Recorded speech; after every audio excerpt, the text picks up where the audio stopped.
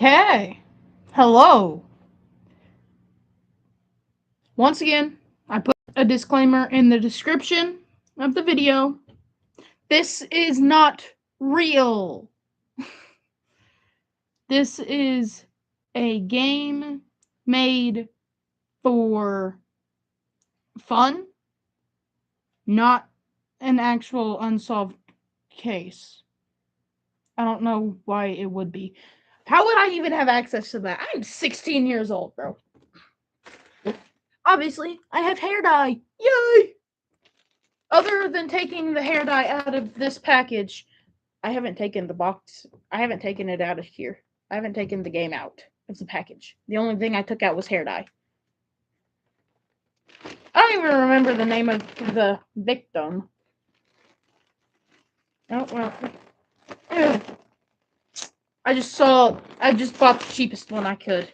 Because money. Sandra Ivy. That's the name. And I'm doing this on here because, yeah. I've got about 3.5 hours before I've got to get ready for work. So if we don't solve it before then, oh well. Tragic loss of space station CEO under investigation. It's a game. I don't even know. Pressman? It's just the name of the company that made this. It's a game. I'm sorry. YouTube is, yeah.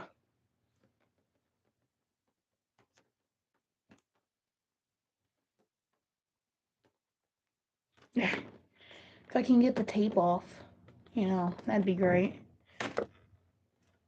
I ripped the box. The box got ripped because tape.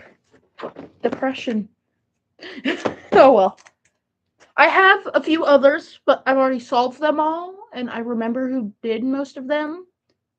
Like, I know who did 1, 2, 3 of them. I have a fourth that I don't remember, but I can't do it properly because there's folders that you have to get to a certain point in the game to open. And after doing it, me and my mom did not, yeah. Dang it! Can't get the box open. Hang on, let me.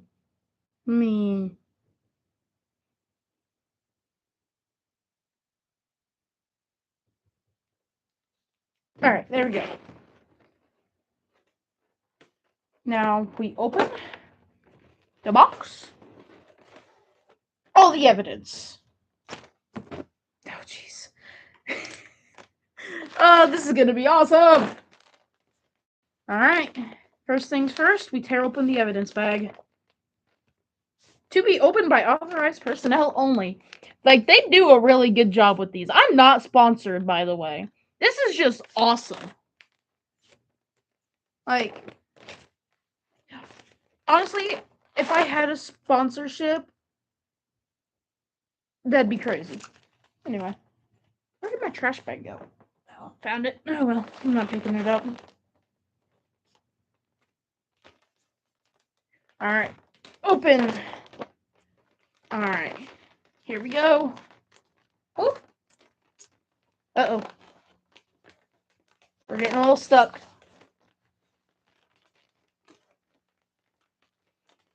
The folder is too big for the bag. There we go. Ooh, the smell. Forgot the smell. So this is what I was talking about. Bonus envelopes. You got A. Why is C before B? B and C. Do not open until after completing objective number 1. Do not open until after completing objective number 2. Do not open until after completing objective number 3. I'm going to just set those there. So, we've, like, this looks legit, but it's really not. I love it. Alright, open it up.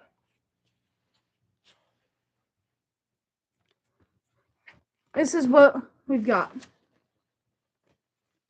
Evidence to be opened by authorized individuals only. Do not use this envelope with evidence that has wet or damp body fluids.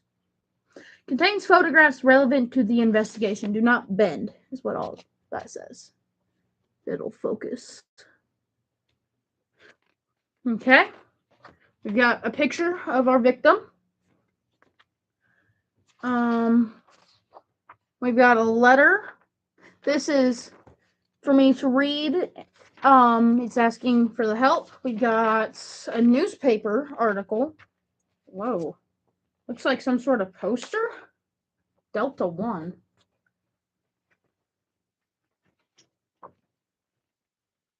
Some sort of poster for Delta 1.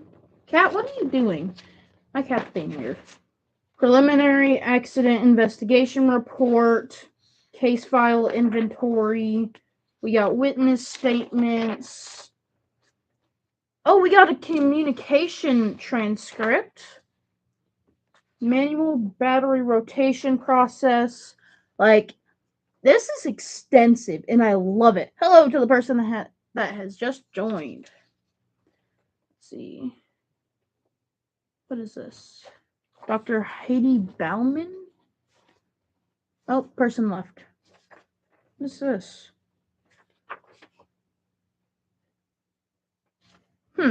Interesting. Not sure what this is. Got a picture of... Oh, we've got a file, I'm guessing, for a suspect, Amelia Lopez. Then we've got one for... Oh, we've got two stuck together. We've got one for a Jordan Ivy. What's the name of the... Sandra Ivy. I'm guessing this is like her husband or something. Hiro Sasaki. Got one for that. Colonel Kurt Abrams. Abrams? I don't really know. AJ Singh. And that is everything in the case file. So, let me just reset everything in here. Cat, quit!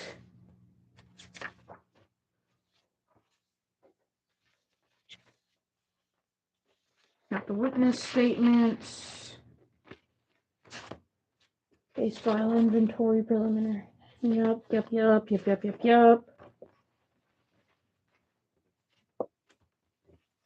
Okay. First, we're going to start by reading this. Solomon Hart Security Incorporated. Dear investigator, I've never asked for help on a case before.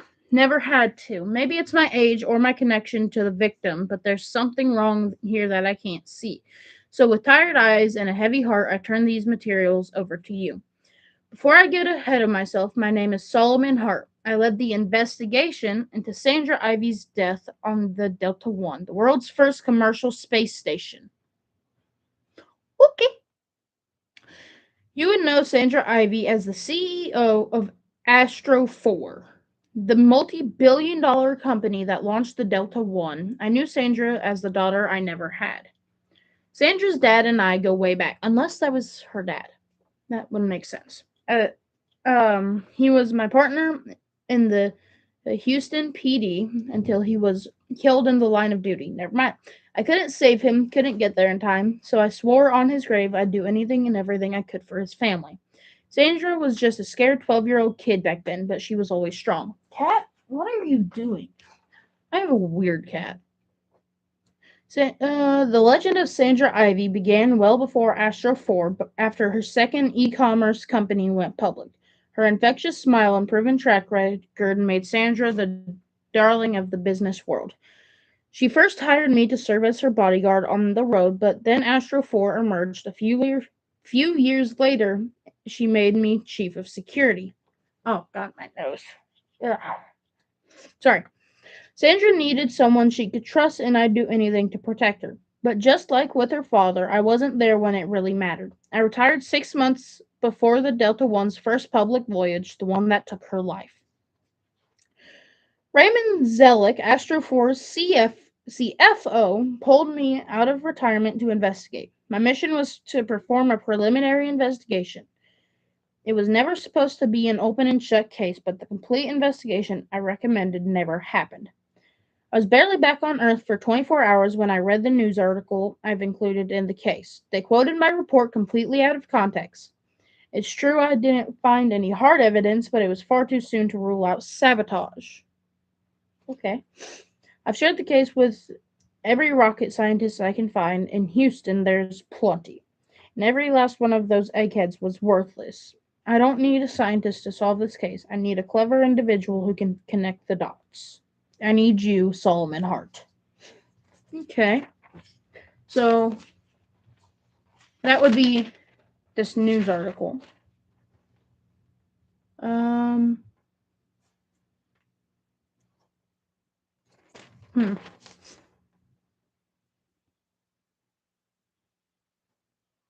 Sandra Ivy, 42, CEO of Astro 4, image critic Astro 4. Orbital image of the Delta One space station shortly after construction. Image critic Astro 4. Huh. Tragic accident leaves Delta One in the dark and Astro 4 founder dead. By Cassie Opea? Okay. The entire world was shocked yesterday afternoon as the inaugural visitors to the Delta One commercial space station touched down in Houston, one member short. Sandra Ivy, CEO and visionary of Astro 4, was found dead after a tragic accident occurred aboard the company's newly christened space station last Tuesday morning. 2 weeks ago, on August 1st, Sandra Ivy was launched to the Delta One along with 2 crew members and 3 guests to spend 14 days alone aboard the luxury station. On August 12th, 2 days before the crew's highly anticipated return, Astro 4 announced that the landing party would no longer be open to the public and media spectators. This sudden shift toward privacy was explained yesterday morning when acting CEO Eamon Zelick announced that Sandra Ivy had been killed while aboard the Delta One, and all celebrations had been canceled out of respect for her family and the harrowed crew. Oh, wow. And then it just keeps going. Houston authorities performed a complete autopsy after the body was recovered and confirmed the cause of death was suffocation. This aligned with Astro 4's reports that the automatic fire suppression system activated and removed oxygen from part of the space station. The incident. According to Zelick, a sudden system failure disrupted the power across the station and cut off all communications between the Delta One and ground control in Houston. The resulting blackout would not have been immediately critical, but a fire within one of the station's 3 battery networks went unnoticed amidst the chaos until it was too late for Sandra Ivy to evacuate. Reports from the crew tell the story of a frantic sequence of events lasting just over half an hour. I just can't wrap my head around it, reported Jordan Ivy, Sandra's elder brother. Got it. And Delta One's lead engineer. I designed that fire suppression system to save lives up there, and it killed my sister instead. I can't stop wondering what went through her head, stuck in that dark room as each breath became more difficult. She trusted me to I don't read aloud much. She trusted me to protect her, and I didn't. Hello to the person who joined the investigation. In response to the news of their CEO's death, Astro 4 sent private investigator and former Astro 4 chief of security Solomon Hart to the Delta One on the same shuttle that later brought the remaining travelers back home. What's the question, Gilbert? By the way, this is what I'm reading. I am right here, starting from over here. So, yeah. We're going to have to make at least 2. We'll discuss that at some point. Objective 1. Prove the Delta One was sabotaged. That is our first objective. When you find evidence that the blackout was intentional, visit this page to prove it. Okay. Got it. Done the first objective. While aboard the Delta One, Hart performed a thorough investigation of the scene and questioned the remaining crew to determine if criminal misconduct was involved. But the investigation revealed no evidence of foul play. Cat, I swear to God, you're driving me insane. Okay, we're probably gonna do at least 2 characters, if not 3. I'm about to throw something at this cat. He's driving me insane. I just don't have anything that I should throw. Do I have anything soft? I just wanted to stop because that sounds insane. Sock. Found a dirty sock. Stop it! Zelig revealed the details of the accident investigation at yesterday's press conference. Jeez. After a thorough examination by none other than Astro 4's original chief of security, a man who was like a father to Sandra and a man I would trust with my own life, who is Zelig? I don't even remember reading a Zelig name.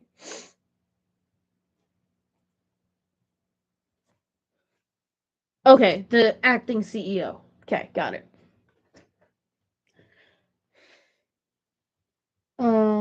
It has been determined that this tragedy was the result of an unforeseeable system malfunction. Yeah, that's that.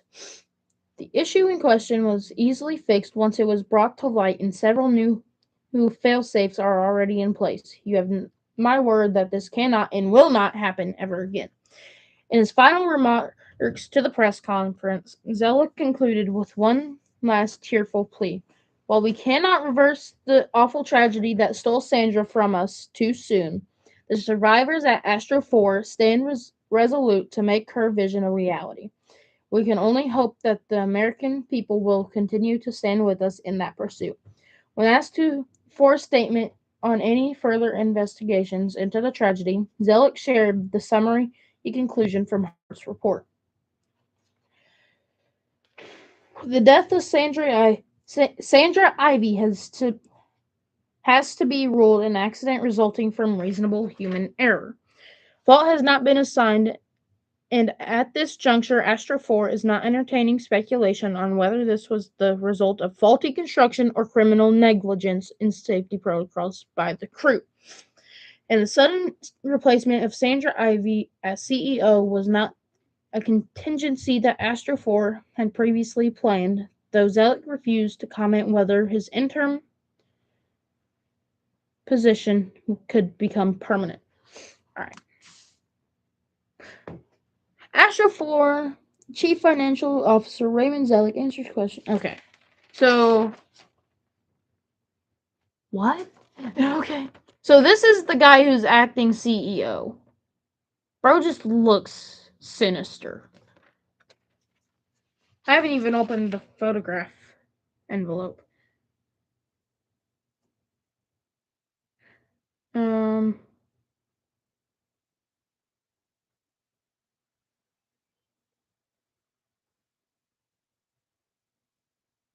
Okay. Anyway. We go to here. And we go to here, and we go to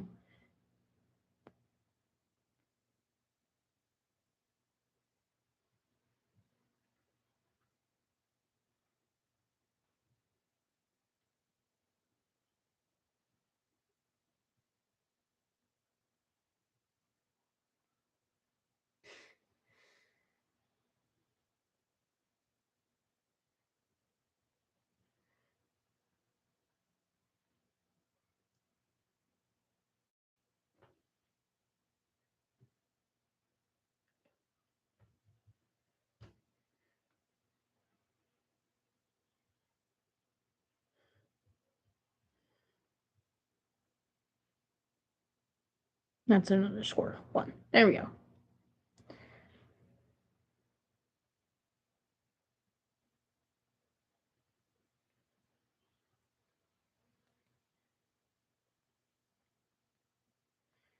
Okay, sorry. Okay. Alright. So, if you want to look at the same thing I'm looking at, Here is the. I don't know how well you can see it. I can barely see it, but you can either scan that QR code or go to that URL.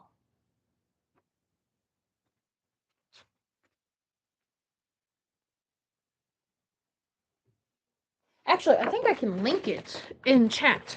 Ah! Crap, I forgot this was plugged in. Hang on. Let me just put this in chat and then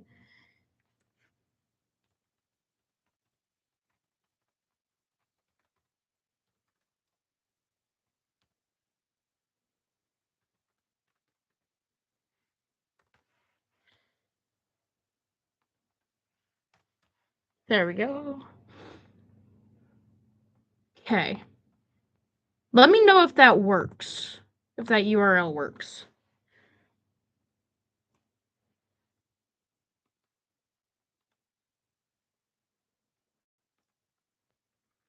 Or you could just copy and paste it into a search engine. And now I've got to go plug my laptop back in. Give me 2 seconds. Ugh.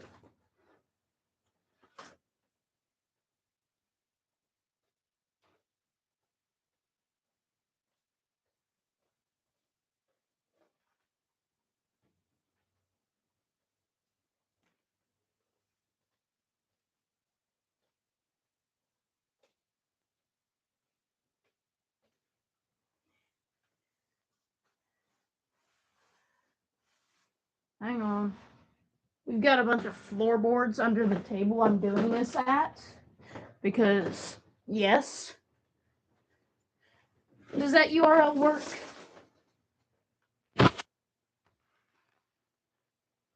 Okay. What 2 items best prove the Delta One was sabotaged? Oh, wow. There's a lot. This is gonna be fun. This is so gonna have to have more than one part. Because I've only got until 3:30. Actually, more like 3:20 until I've got to get off here and start getting ready for work. Oh, Lord. This is gonna be awesome. Alright, now I'm gonna open this up.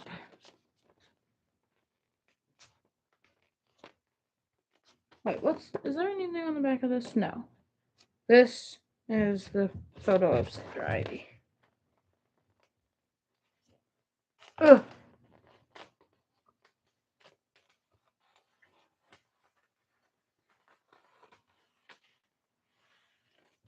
Alright.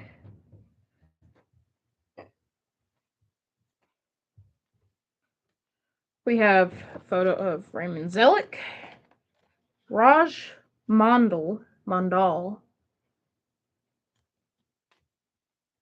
Just a picture of Sandra Ivy's desk. The nameplate says Sandra Ivy. That's the only reason I know that. Don't really know who this guy is. It might be her dad or something. What is that glare? Dr. Heidi Bauman.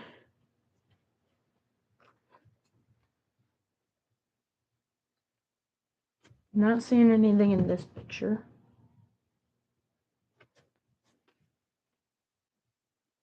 I think this could be something. It's like a grainy picture of an engine room. I don't really know.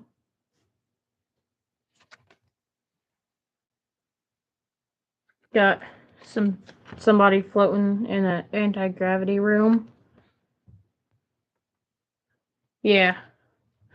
Can you test that link and let me know if it works, please? Green Spectre batteries, blue Spectre batteries, red Spectre batteries.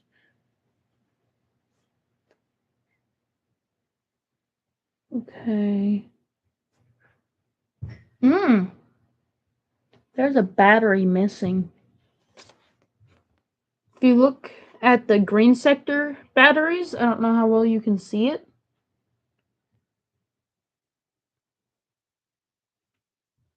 But if you look up at this one, there's just not a battery there. It's inactive. That could be something. Green sector battery bay. Does anything look out of place here? Active, standby, charge, hibernate, inactive, emergency. Can't really see a lot in this picture.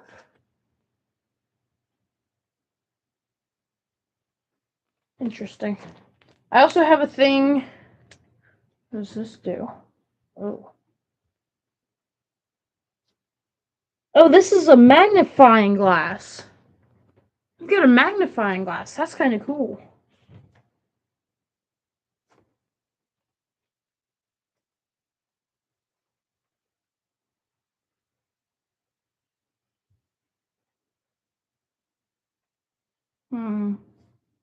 Can't really see anything in it. Override port. There's something plugged into the override port on this picture.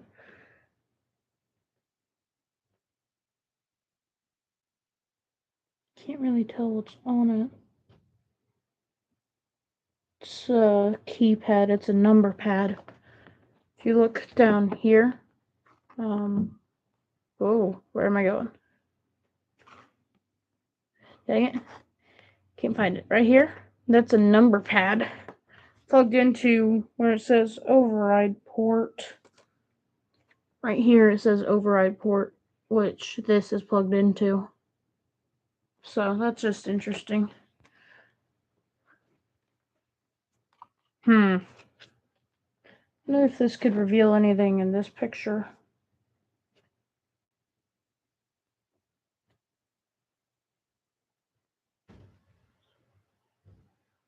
Okay, it doesn't work any better that way.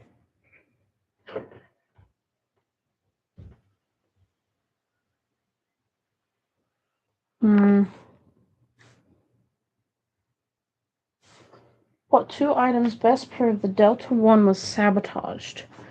Nothing there. Letter from Solomon Hart. I doubt.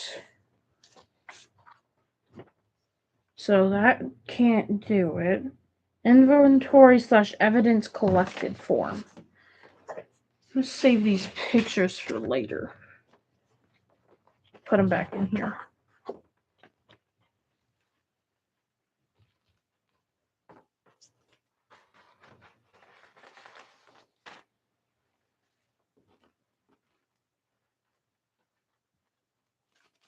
Okay. And this is just scratching the surface of everything.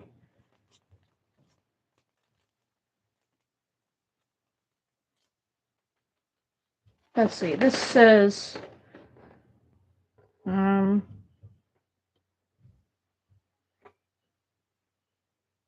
doesn't really give a amount of time it should take.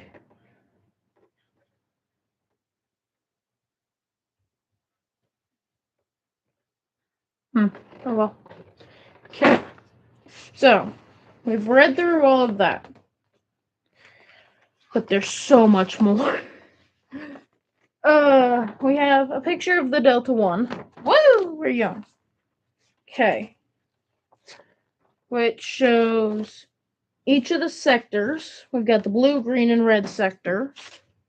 Airlock. The airlock is the staging area for an out-of-this-world experience, a real spacewalk. Take in the view as you float 250 miles over the Earth's surface.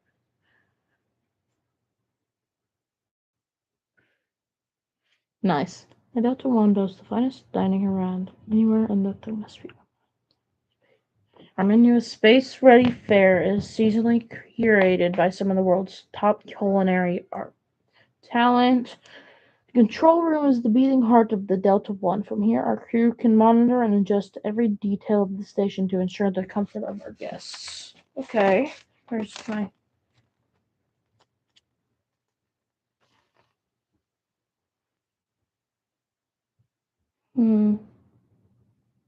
It's like this thing is scratched.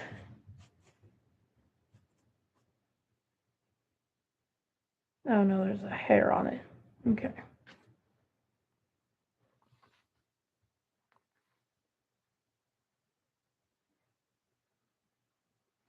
Mm-hmm.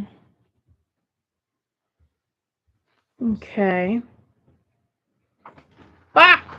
Hi. Hi. Scared me. You're streaming.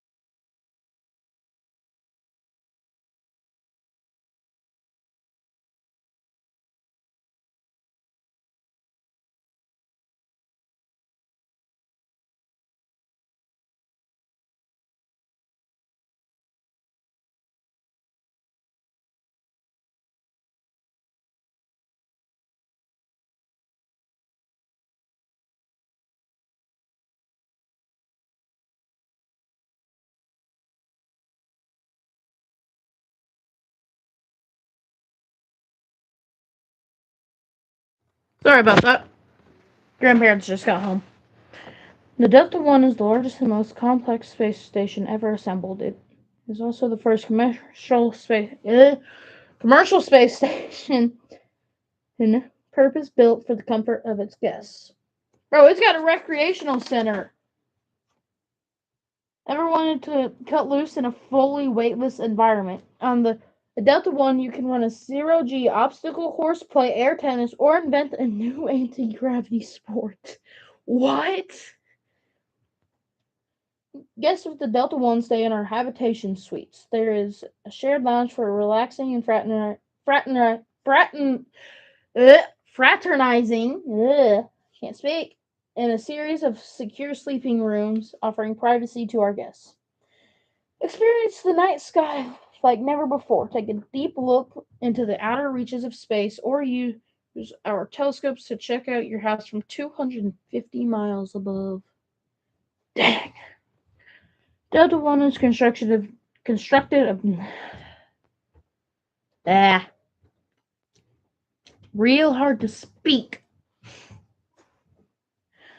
The Delta One is constructed of 9 specialized modules designed to accommodate our guests' every need. The Delta Series module system, which is trademarked apparently, brings unlimited potential to the future of the Delta series, with future Delta stations being able to provide an array of unique and thrilling zero-G experiences that are always on the cutting edge of space technology and innovation. The Delta One and future iterations of the Delta series are proudly brought to you by Astro 4.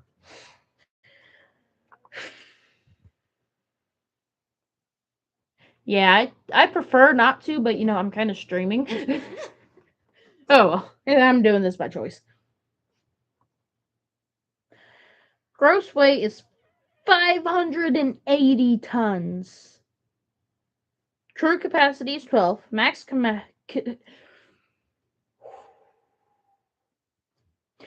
capacity is 40. Habitable volume is 500 meters squared. Solar power generation is greater than 120 kilowatts. Altitude is 250 miles above sea level. Average velocity is 17,517 miles an hour. Brr. Orbital radius is 4,212.984 miles. Okay. Orbital period is 92 minutes and 36 seconds. Earth orbits per day 15.55. Yeah. It flies around the Earth 15 and a half times a day. And they're on here for 2 weeks. So 15 and a half, 31. Yeah. I have a calculator. I can just calculate that really quick. Let's see. 15.55 times 14. 217.7 times. That is a lot. Meow, meow, meow, meow. Yeah, whatever. Oh my god, there's. Oh, so the blue sector is the airlock cafeteria and control room. The red sector is recreation center, habitation, and observatory. Then you have the green sector, which has the science lab. Our cutting edge science lab opens up new avenues of private research and testing of zero G aerospace technology. On the Delta One, the sky is no. Yeah, no dir. You're in space. You ain't in the sky. You in space. Ugh. I closed at work last night. I'm tired. Health Center. The health and safety of our guests is our highest priority. The Delta One's health center is fully stocked, and our trained staff can attend to any need that arises.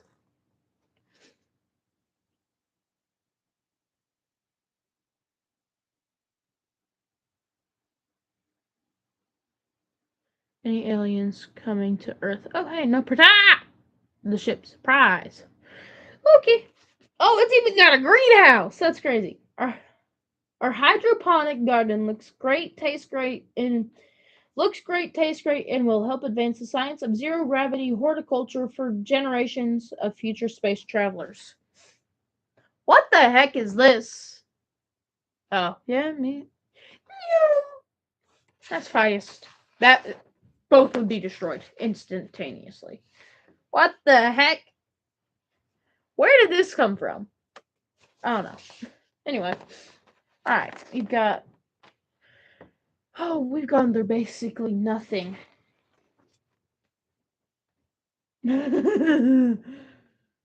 Oh Jesus! All right. Preliminary accident investigation report. Hello.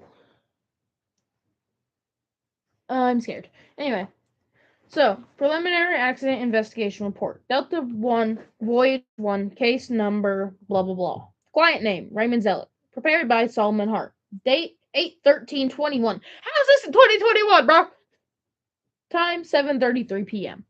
So they must have made this in 2021 or before. Yeah. Timeline of accident. Tuesday, August 10th, 2021. Sandra Ivy was killed while aboard the Delta One space station.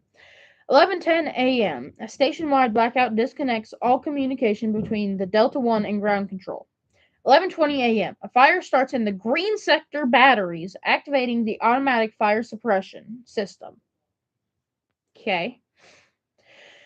11:25 a.m. The AFS system seals the green hub from the rest of the station and removes all oxygen. So, hello. This is the Science Lab, Health Center, and Greenhouse. Now, see, if I knew it was there earlier, I wouldn't have unplugged it. Yeah. Oh well. Anyway. Oh. 11:38 a.m. Power is restored and ground control believes Sandra Ivy is deceased in the lab module. 11:49 a.m. Ship commander Amelia Lopez reports to ground control that Sandra Ivy is missing. How does ground control believe Sandra Ivy is deceased before Amelia Lopez reports that she's missing? That's a little weird. 11:51 a.m. The lab module is remotely sealed to prevent interference with the scene per CFO's instruction. 11:54 a.m. Lopez obtains visual confirmation through lab door that Sandra Ivy is deceased. Okay. We got persons of interest. Amelia Lopez, former Air Force captain and Delta One ship commander. Amelia failed to account for Sandra Ivy for over 20 minutes, only acting after it was too late to save her. Okay. Jordan Ivy, Astrofor's lead engineer and Sandra's elder brother, Jordan designed a new battery rotation process and allowed Hirosaki to perform it. An error in this process likely caused the blackout. Hirosaki might have messed with the batteries. Give me just a second.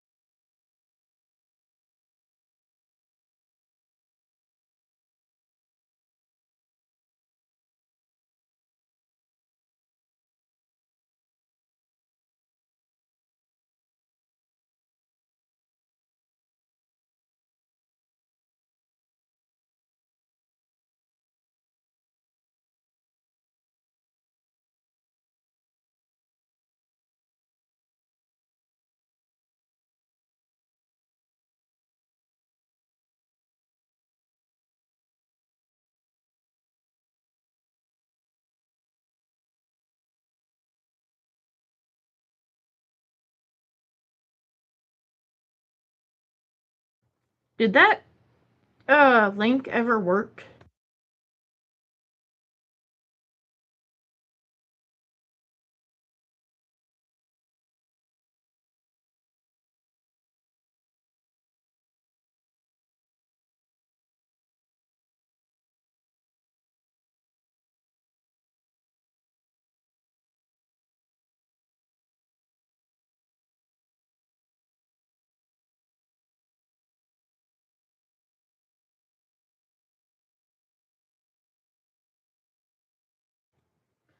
Sorry about that. Okay, it does. So, before we continue, I have a stream idea. I've got this cane. It's got a dragon head. Comes apart in the middle.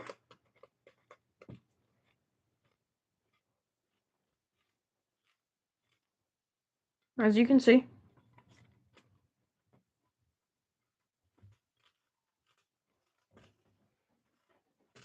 It's a really cool cane. I like it. But then the top dragon also comes off. In this little area, it's hollow. Don't know how well you can see it, but it's hollow. But then there's this. There's a little hole in the bottom of it. And I am a Harry Potter fanatic.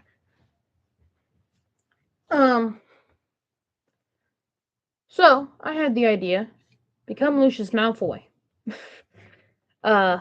Whittle a wand out of a stick that I find outside. I've got this kniff. And make it so it fits in here and fits in here. I got myself a cane wand.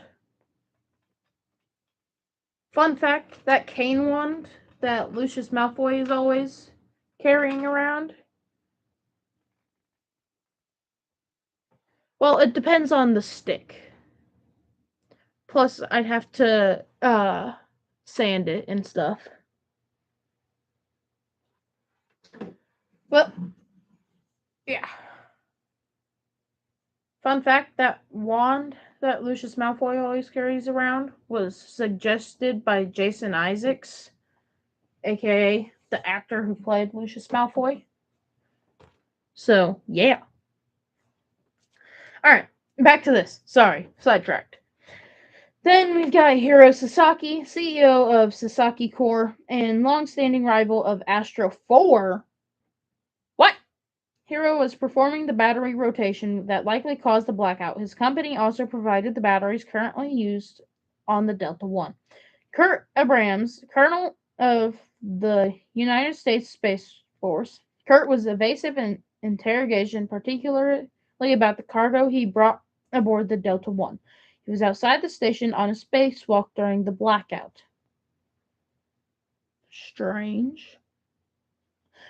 AJ Singh, famous yogi and spiritual advisor to Sandra. AJ secured a multi-million-dollar ticket to space mere months after meeting her. He exhibits no signs of grief over Sandra's death, claiming it was meant to be.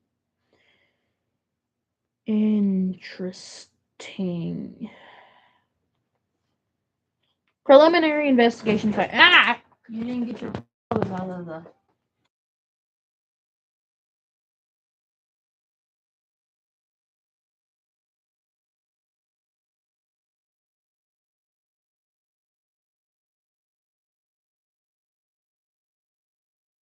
I'll be right back.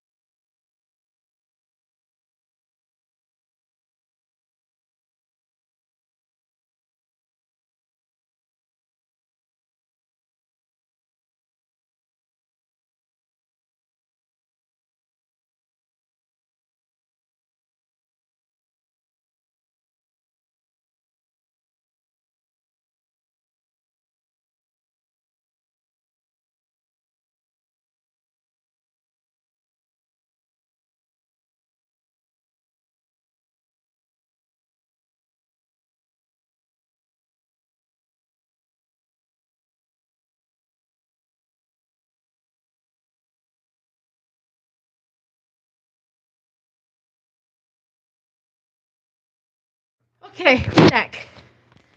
We have a cheesecake in a jar.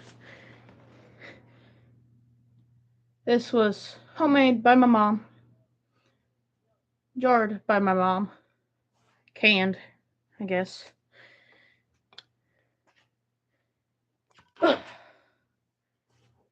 Looks a little weird.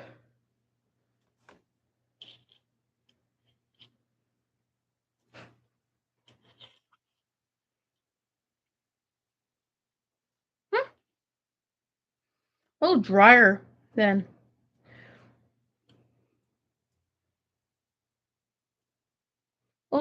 I usually like for a cheesecake, but it's still pretty good. Anyway, um, hey, you never took that trash in there out. Oh, crap. So that trash and the trash upstairs needs to go out before you go to work. Okay. How's it going? Haven't really read through everything yet, so.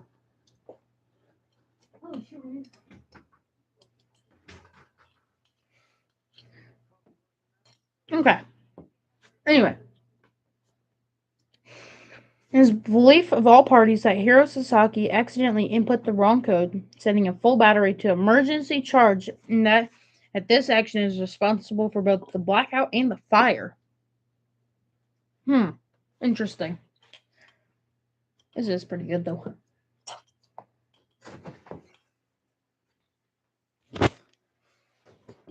Hi. What cheese? What? Cheesecake. It ain't good. It's not bad. You had better though, huh? Yeah, it's a little drier than I normally like.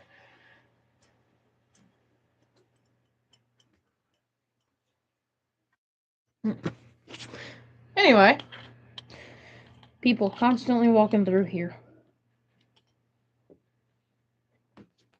The AFS system was activated by the smoke from the battery and sealed the green hub from the rest of the station before depleting oxygen from all smoke-affected areas.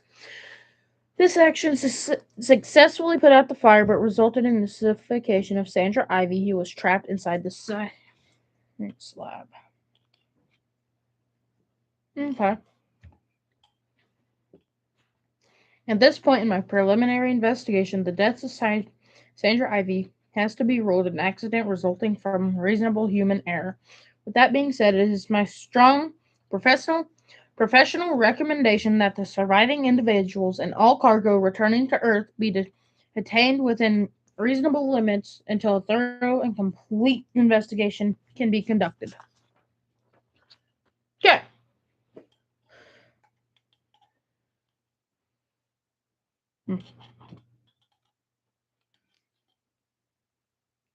Ain't much more than a slice of cheesecake in this thing. So. But it was good. Sorry, I'm so off topic. Case file inventory.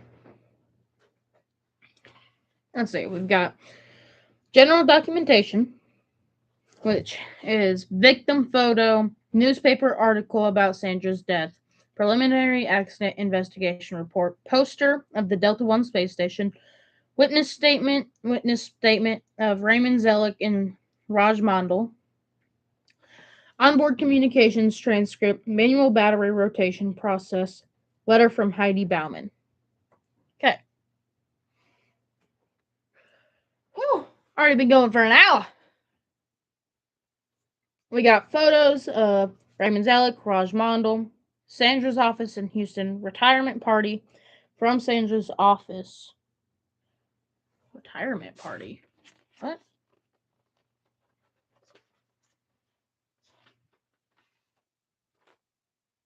What retirement party?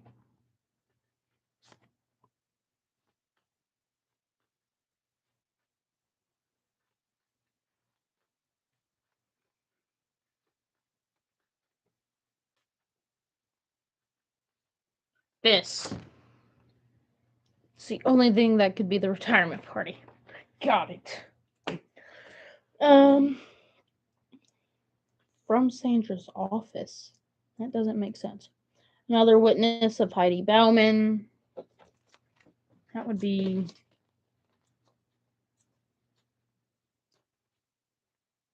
this lady.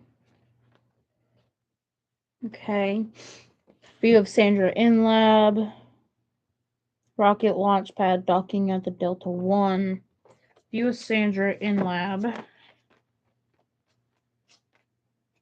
Oh, that's Sandra. Oh! Okay, that's after everything happened. Got it. The damaged battery.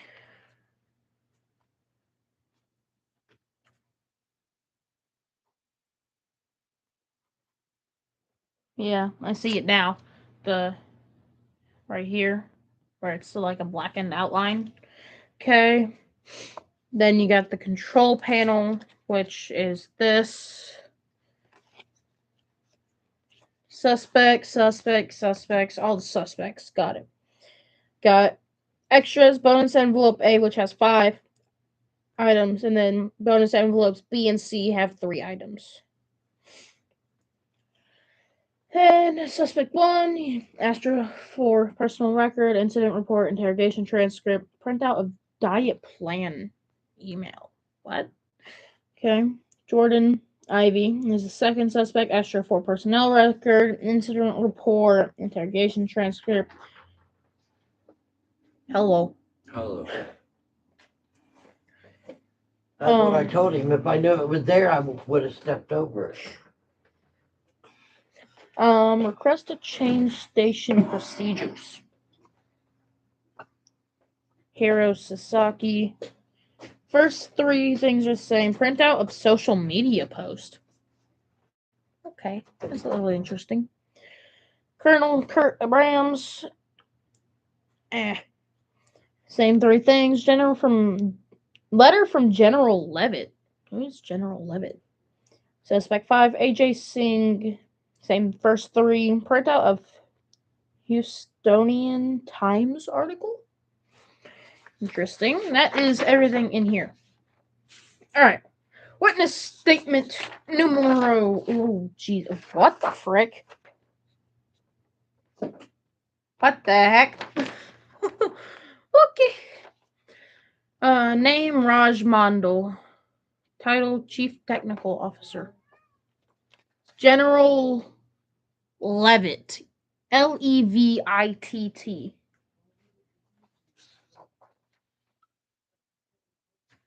Yeah. He is the Chief Technical Officer. Okay, got it. A lot of reading. As the Chief Technical Officer at Astra 4, it's my job to make sure the technology within the Delta 1 operates at full capacity and keeps our crew alive. We received near-instant updates from all of the Delta 1's critical systems, and at 11:10 a.m. yesterday morning, it all went dark. For 28 minutes, we had absolutely no contact with the station. At 11:38, the silence was broken by a sudden rush of alarms as chaos filled our mission control room. Things settled quickly, but the medical team remained in a panic as their health monitors resynced and Sandra's pulse showed a flat line. With limited info, we tried to keep our hopes up, but the mood was grim. Cat, what the frick are you doing? You mad bun? At 11:49, Amelia finally called in to give us a report. No one had seen Sandra during the blackout, and she was presumed to be somewhere in the green sector where the batteries caught fire. We confirmed remotely that her health monitor was already in the lab module. So he is on the ground in Houston, and Sandra's heart monitor showed a flat line, which is how they suspected she had already died. Got it. That was weird. Okay. Um, no one had seen Sandra during the blackout, and she was presumed to be somewhere in the green sector where the batteries caught fire. We confirmed remotely that her health monitor was in the lab module. Got it. That's when Raymond said we needed to prepare for the worst. He ordered me to lock the lab door in order to keep the crew from disrupting the scene. After the green hub reoxygenated, Amelia got a visual of Sandra's body through the hatch window of the lab module and confirmed our worst fears. We will unlock the hatch remotely as soon as Mr. Hart confirms he's ready to investigate the lab. Okay. We received no data from the Delta One while the power was down, but the communication system has backup storage on like the black box on an airplane. Radios are push to talk like walkie-talkies. I have provided the onboard communications transcript for the case file. God, can't speak. Blech. So what do I believe happened? Oh, I better burp. Oh, excuse me. Ew, that was nasty. Excuse me. Again. Blech. My tongue's dry. Oh, well. So what do I believe happened? On August 2nd, Jordan Ivy requested permission to override the automatic battery cycle. He was concerned that the cycle algorithm was running batteries too low before rotating. Okay. Sure. It wasn't really a critical issue, but it would shorten the lifespan of the batteries, and it was important to Jordan, so we gave him the green light. The manual override was meant to be temporary for this mission only, mostly because we only trusted Jordan performance. He was going to collect enough data to make the necessary changes to the automation when he returned to Earth. Ow, my neck. Ooh, pop. Sorry, just popped my neck. There we go. I personally reviewed his proposal along with our lead energy storage expert and electrical systems engineer. We all agreed the protocol was sound and still do, but a clumsy finger can cause a number of problems. We don't usually approve manual overrides because the risk for human error is too great, but we trusted Jordan. He knew the Delta One better than any of us. The same can't be said for Hiro Sasaki. Sounds like Hiro Sasaki is gonna be the one to do it. Unless Jordan told Sasaki to do it and Sasaki didn't know what to do or didn't know what he was doing.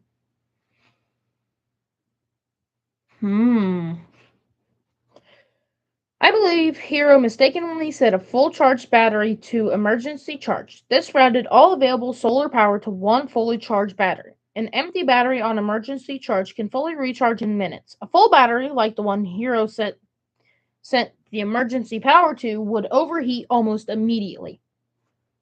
It was a grievous mistake, but one that I firmly believe can be attributed to plain human error.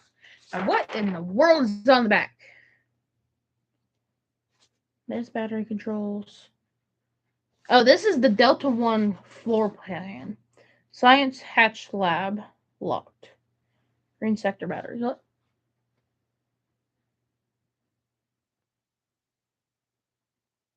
Nagasaki? What? Sasaki? Brr. You did not hear Nagasaki at all. Okay, so there's the batteries. How did the fire end up in the lab? Interesting. Okay, that's one. There's still so much. This is definitely going to be 2-part series. You didn't hear Nagasaki. You heard Sasaki. Raymond Zellick, Chief Financial Officer. Okay. As CFO of Astro 4 and acting CEO since Sandra's death, it doesn't say CFO, but it's Chief Financial Officer. So it's CFO. Okay, anyway. The burden of deciding how we handle this godforsaken tragedy has fallen on me.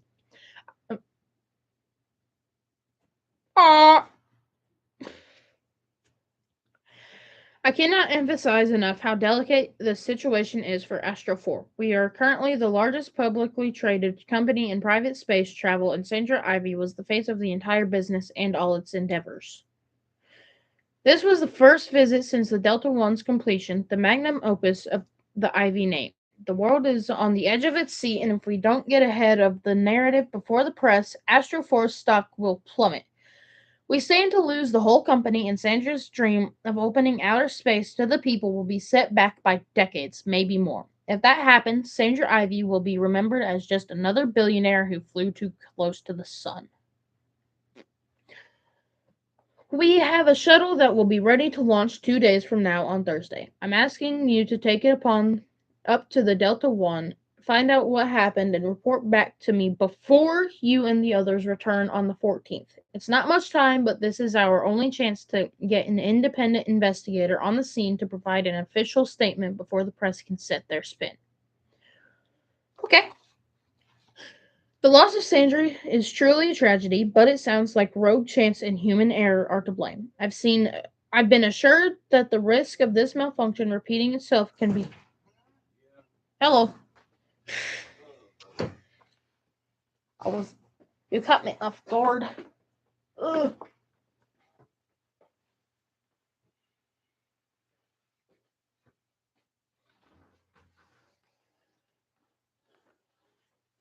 Anyway,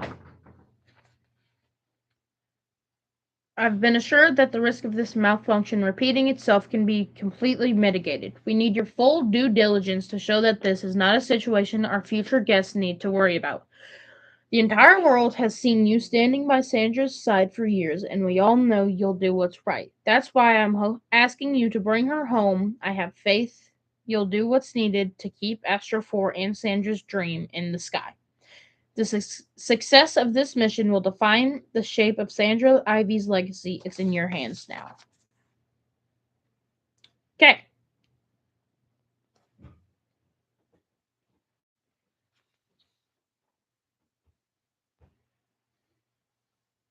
Okay.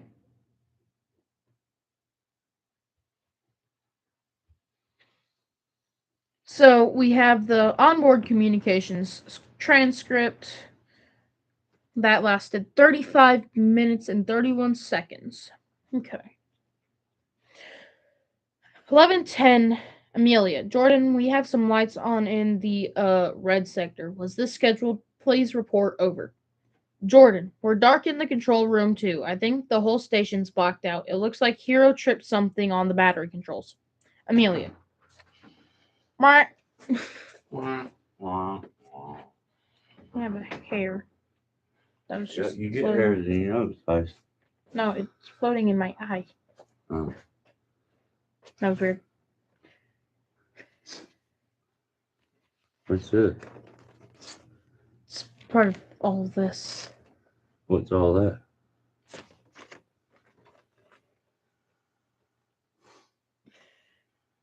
And I'm streaming it. Oh well. Okay, anyway. Back to this. Amelia. Hero. Why is Hero with you in a restricted area? Over. Jordan. Well, Hero. I was running this pointless battery rotation because Jordan was too busy for his own busy work today. Amelia. You what? Over.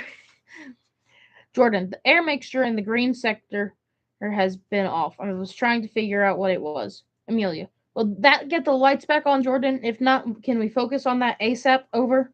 Jordan. Maybe if I knew what Hero did to cause Hero. Amelia, I will.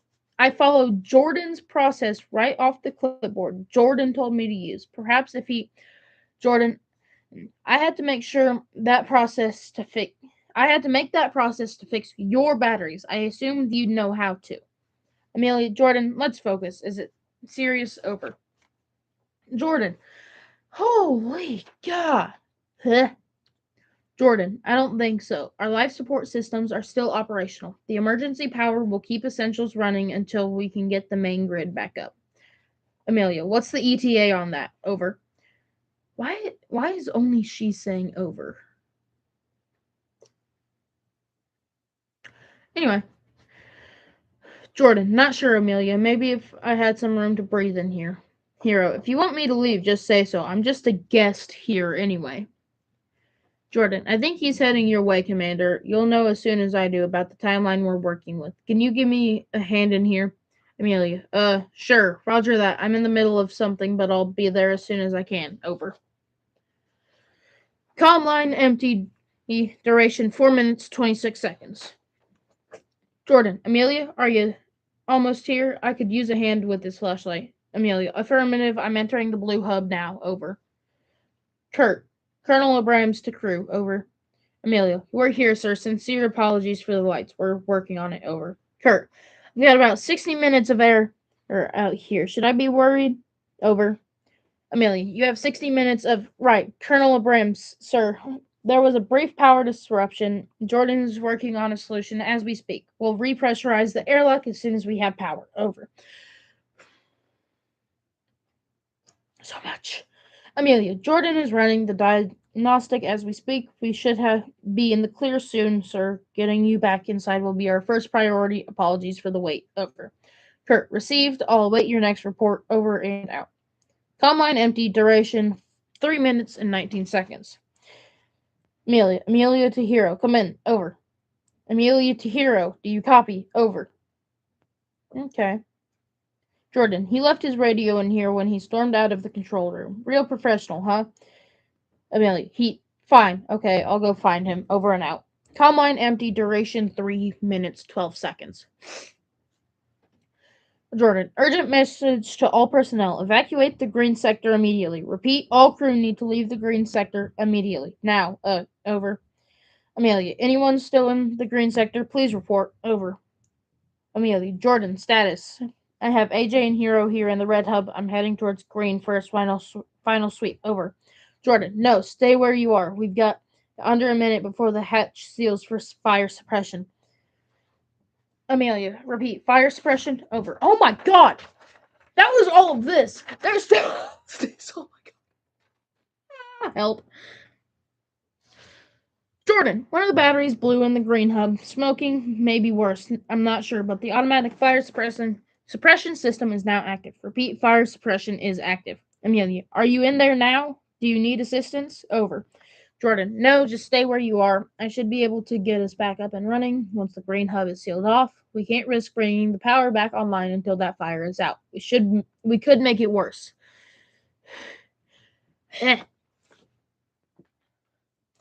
Amelia, Jordan, I'm at the hatch to the green hub now. It started hissing before I could reach it. I'm only seeing smoke inside. Over.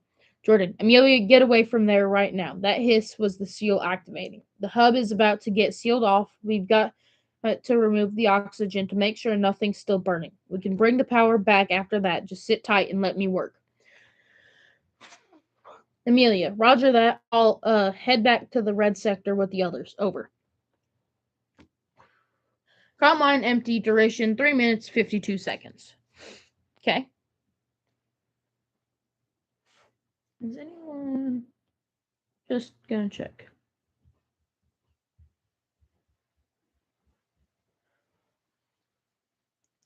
Amelia to Jordan. Over. Jordan, we're about 10 minutes from getting the power back. We can get Kurt back in then. We should have plenty of time. Amelia, Jordan, is Sandra with you? Please respond. Over. Jordan, why would she be in? No. Have you checked her room? Maybe she's. AJ. Oh, new person. Her path has not led to us nor ours to her, but the fire has been put out. Yes, I'm sure she. Jordan to Sandra. Where are you? Jordan. And again, Sandra, we need you to respond. You need to respond. Over. Jordan, Sandra. Ugh. Holy! Amelia, she can't hear you, Jordan. I found her radio here in her room. How soon can we get into the green sector? Over. Amelia, Jordan. Jordan. Like 10 seconds later, bro. Jordan, like 30 minutes, Amelia. Amelia, you just said 10. Jordan, that's for lights in the airlock. The green hub still has to reoxygenate before we can open it up. AJ, is the entire sector deprived of oxygen, Jordan? Can you see from there? Jordan, I can barely see anything right now, AJ. If you could please leave this line open for AJ, Sandra often meditates in the greenhouse. I doubt the fire could have traveled. Jordan, it's not the fire, AJ, it's the smoke. The AFS system removes the oxygen from every room where it detects smoke. It kills the fire, but nothing could survive in there through the whole cycle. Amelia, let's not make assumptions too soon, Jordan. There are oxygen canisters in the health center. Sandra is smart. We just need to stay focused and get in there as soon as possible. Okay, Jordan? Kurt, I know what you must be feeling, young man, but the topic of time and oxygen, I do need to ask you to focus on getting us back up and running. It's the only way to help anyone right now. Kurt, Jordan, are you reading me? Over. Jordan, I need a minute.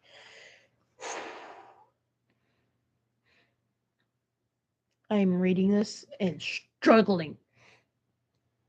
Amelia, how are your O2 levels, Colonel? Kurt, I'd say about 45 minutes left. Over. Amelia, just take a deep breath, Jordan. I need your head in the game right.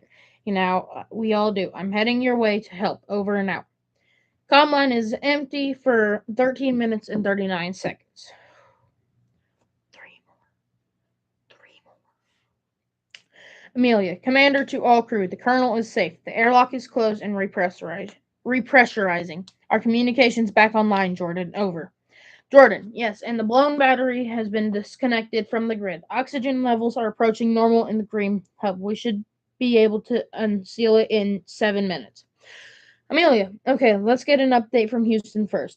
Commander, to all guests, meet me in the red hub ASAP. We'll report to ground control and get ready to search the green sector as soon as it opens. That was all that.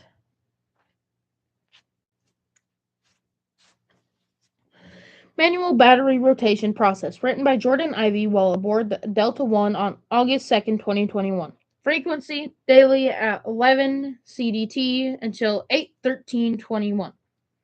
So for the next 11 days. Got it. Purpose optimize the excuse me. Purpose optimize longevity of station batteries until JIV can return to Houston and update the Sasaki core automatic battery rotation algorithm. Ugh, can't speak. Uh, Procedure. Step 1. Rotate batteries in green battery bay. If the active battery is under 40%, A. Change standby battery to active. B. Change original active to charge. C. Change original charge to standby. 2. If the active battery is over 40%, A. No action is needed. Step 2. Rotate batteries in red battery bay and just repeat battery rotation steps above. Step 3. Rotate batteries in blue battery bay. Repeat battery rotation steps above. Okay. Keypad instructions for battery rotation. Input battery location and number G1, B3, R2, etc. Followed by a star, then input the battery command followed by a pound to initiate the rotation. So battery location number, star, command, pound. There you go. You can kind of see it. It's right here where I was looking. There you go. Battery commands. Code 119427 blah blah blah. Function set battery to active. 427 set battery to standby. Oh, these are the commands. So it'd be like G1 star 119 pound. Got it. Use emergency charged on empty batteries only. Never more than 10 minutes. Of course, the emergency charge is 911. Okay. Okay, who's this from? From Heidi.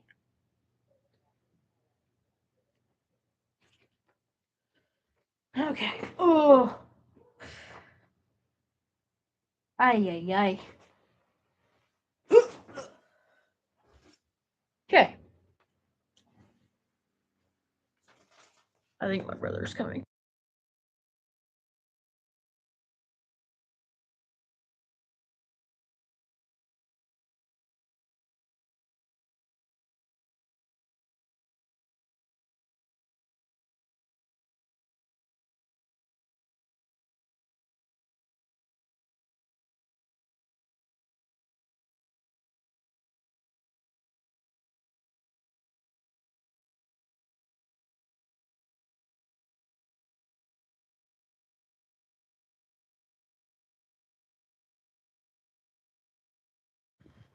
Hey,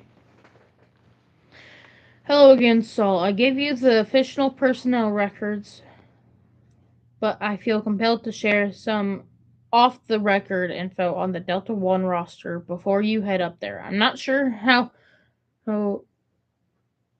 forthright Raymond was, and I hate to think we sent you up there blind. Colonel Abrams. Kurt is a closed book, but he was particularly tight lipped when it came to the cargo he wanted to bring aboard the Delta One. We asked him to submit an inventory for approval, and he pushed back hard.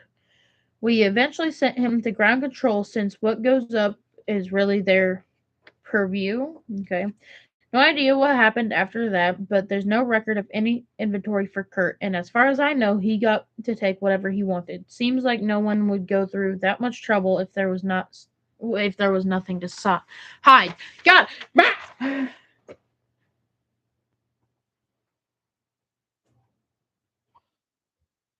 yeah, words aren't working today. Ow, crap.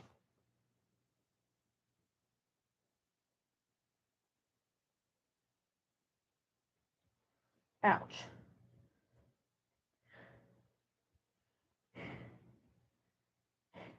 Give me a second. Why is my phone vibrating?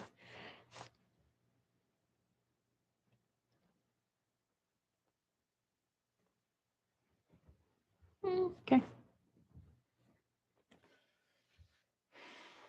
Hiro Sasaki. As you know, Hiro's company, he was a fierce rival of Astro 4. Sasaki Corp declared plans for a private space station years ago, but multiple setbacks led to a very public flop around the time Astro 4 announced plans to build the Delta One. Hiro was a fierce enemy of Astro 4. We know he leaked false rumors to the press, and we believe Sasaki was behind multiple cyber attacks on our employee server looking for restricted info on the Delta One. And I'm sure you recall his campaign to steal our top engineers. Good thing Jordan was getting along with Sandra when he received that offer letter. Okay? Eventually, Hiro and Sandra had a 6-hour closed door meeting, and suddenly Sasaki Corp was our top sponsor. He even donated the batteries we installed on the Delta One. Hiro is a cunning businessman, and I find it hard to believe his partnership with Astro 4 is as benevolent as he claims. You know, it's gonna be Hiro that does it. Guaranteed. Oh my god.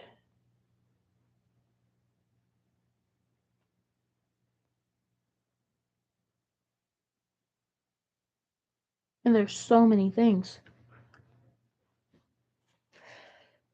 AJ Singh, Sandra's wellness guru, AJ Singh, came out of nowhere. He's technically an employee of Astra 4, though the paperwork on that is a mess. No one knows much about him or where he came from.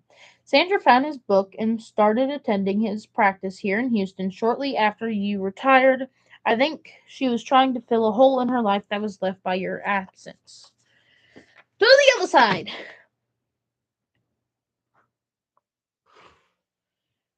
This is going to take a while. I read faster without talking.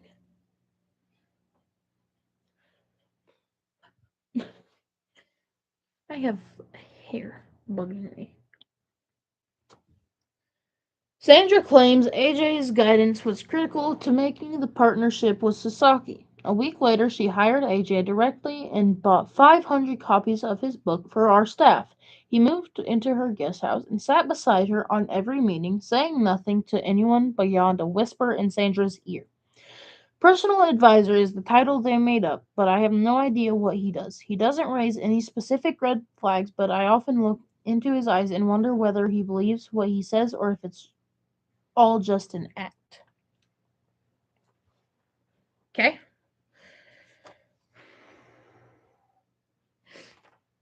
Amelia Lopez. Captain Lopez is the best of the best, but she's had a large chip on her shoulder since being discharged from the Air Force.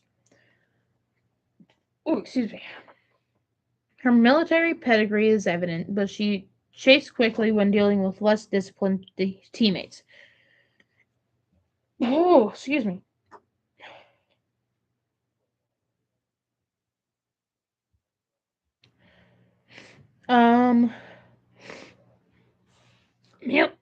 ah, Amelia has always been a bit high strung, but something about this mission in particular has her really uptight. She's even reporting physical symptoms that I think are likely stress induced. I already sent you my last correspondence with her about dietary restrictions, but I'm still not sure what has her so on edge. Jordan Ivy. Help. I saved Jordan for last because I wanted to be clear that no crew member is perfect. However, Jordan is the only member who was initially rejected for this mission.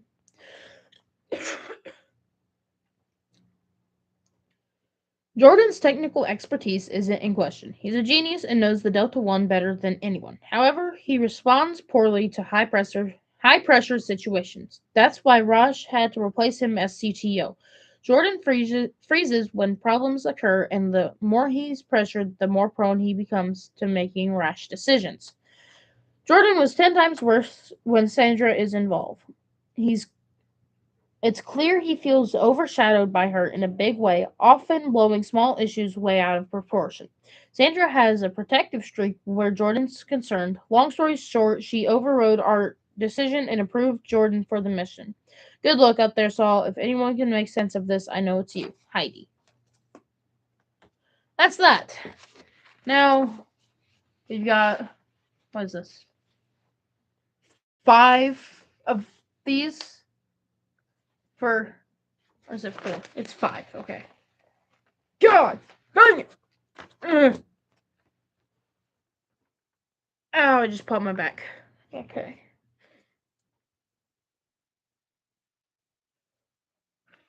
Okay. So we'll start with Amelia Lopez. Got a picture of her, got her personnel record, last name, first name, middle name, home address, phone number, date of birth. Oh my god, she has my same birthday. This lady's birthday is my birthday. What the heck? That's hilarious. Okay, height, weight, vision, blood type, blood pressure, citizenship, languages. Whoa! She speaks English, Spanish, Russian, and American Sign Language. Specialization, security clearance level, military experience, education, certifications, prior orbital flights. Oh, shoot, there's more! Psychological profile, physical profile. Yup. Oh, she had cancer. Breast cancer diagnosed September 2017. Complete remission. Got it. Cool. Okay. Gilbert, are you just not talking anymore? You just done talking to me? I'm playing, but what the heck? Alright. Incident report. Okay.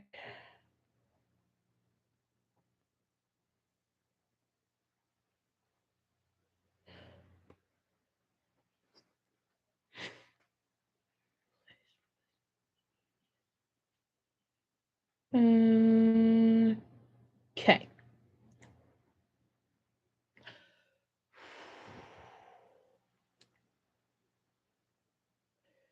Let's see. Amelia Lopez. Crew member statement on the incident report. I was in the red sector when the lights went out. Jordan confirmed the outage was station-wide. He and Hero were at each other's throats.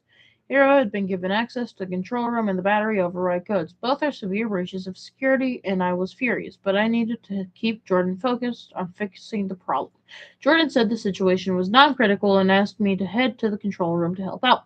On my way to the control room, Colonel Wilbrand's radioed in. I was anxious having a man outside like that, but he had enough oxygen in order. Okay.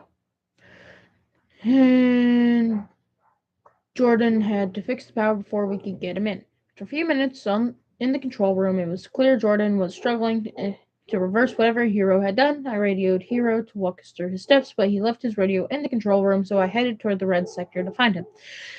When I got to the red hub, AJ came bumbling out of the observatory. There wasn't time to explain, so I told him to just sit tight. Then Hero entered from habitation, just in time to hear Jordan give me the evac order over the radio to leave the green sector. I bolted to the green sector to make sure it was empty, but I was too late. The door to the green sector hissed shut just as I arrived. Jordan insisted that I shouldn't be anywhere near there, and that's when it hit me like a punch to the gut. Where was Sandra?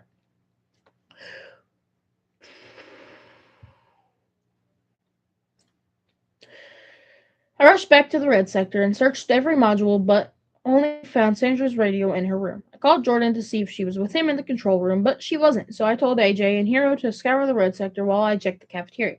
The power came back on while I was in the cafeteria, and it was obvious Sandra wasn't there. I went next door to make sure the colonel was safe while Jordan got the airlock ready to re-oxygenate. We had a few minutes before the green sector would unlock, so I asked everyone to meet in the red hub to contact Houston. I thought they may have info to help us rescue Sandra. That's when we found out there wouldn't be any rescue attempts or happy endings. I can't even go in there and get her. This account is true to the best of my... Yep. Okay.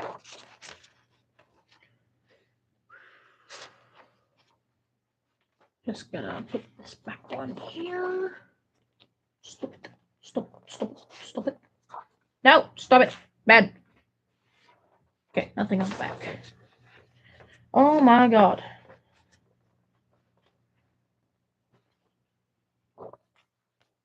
This is driving me nuts. Come on, just go on.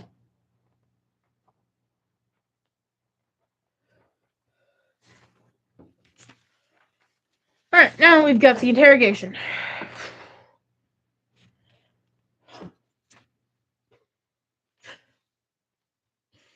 So, it's all this. This is a lot. Yeah. Solomon. I'll pause after each person talks. It's only Solomon and Amelia for this one. So, if I pause, you'll know I'm moving on to the next person. Start with Solomon, and then Amelia, and then Solomon, so on and so forth. I don't think they talk. Yeah. Commander Lopez, you're the station commander on this vessel, is that right? Yes, sir. Oh, well, I just didn't pause. I understand that Jordan maintains the integrity of the station itself while you are responsible for the personnel on board. I suppose that makes you the best person to ask what exactly went wrong up there, right? Yes, sir. There was a station-wide power outage caused when Jordan let Hero into the control. I'll have plenty of questions for Jordan and Hero about the batteries. I need you to tell me how this all ended with Sandra dead. From the start of this crisis, what were you doing to keep her safe? Sir, that question doesn't feel appropriate to me given the complexity of the situation. We had a guest in the airlock breathing on a tank. This radio transcript from Raj shows it took you nearly 20 minutes to even ask where Sandra was. Does that feel appropriate to you given the complexity of the situation? Sir, I was trusting my lead engineer, Jordan. He told me the situation wasn't critical and he'd have us back online soon. By the time I knew what was really happening, it was too late to adjust. Let's take this minute by minute. The record shows that you broke radio silence first to ask Jordan what was happening. This was soon after things went dark. Is that right? Yes, sir. 15 seconds at most. I didn't know if the outage was isolated to me or station-wide. Which he confirmed. What then? I got to the blue sector as fast as I could to assist Jordan. As fast as you could, because it says here that you took almost 5 minutes to get to the blue hub. I've seen the way you fly down these halls, and I don't see how you could be more than 90 seconds from anywhere on this station moving as fast as you could. God dang it! Well, truth be told, sir, I was in the latrine when the lights went out, in the red hub specifically. What took you 6 minutes to get to the control room? With respect, sir, I don't think you want the details. Have you ever been using the bathroom on Earth when the lights went out? Take that experience, but subtract gravity, add a bunch of vacuum tubes, and imagine yourself wearing a one-piece jumpsuit. Well, she's got a point. Um, I appreciate the awkwardness truly, but at the outset of a crisis threatened the lives of your crew and resulted in the death of your employer, it seems to me that 6 minutes of your time might have made all the difference.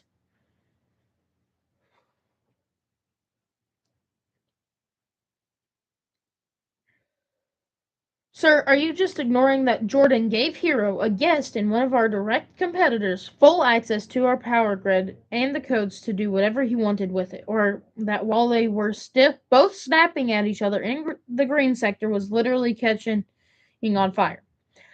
As I see, I can't reasonably ask you about any of that because Hero has been gone for nearly 6 minutes before you even arrived on scene. I was I was having stomach issues. It started after we arrived on the station. Dr. Bauman can confirm. I'm aware you were prescribed a specialized diet and hadn't reported any issues for a week prior to all this. According to Dr. Bauman, at least. Yes, that all changed the morning of the incident. Quite a coincidence, don't you think? Page 2. Well, page 2. Oh, excuse me. Definitely going to be at least a two-part series. Oh, God. I might be able to do part 2 tomorrow. Yep, probably. Anyway, after school. Unless things. That's all needs to be said. Excuse me. I hate to say it this way, sir, but astronauts are human too. No matter what training you have or how well prepared you are, sometimes you're just out of position when the hammer strikes. Is that all you can say from what?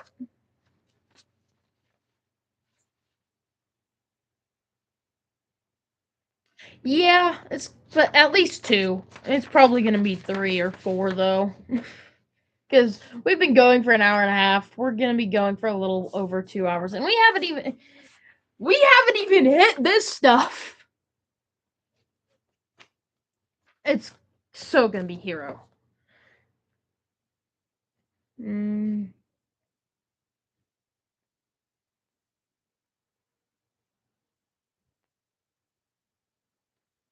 see.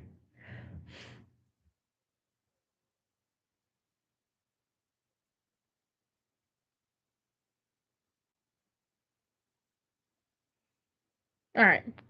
You know what? I think after we do this, we're gonna jump to Hero because it's so gonna be him. I think just yeah, it's gonna be Hero's interrogation and either his incident reports or his personal record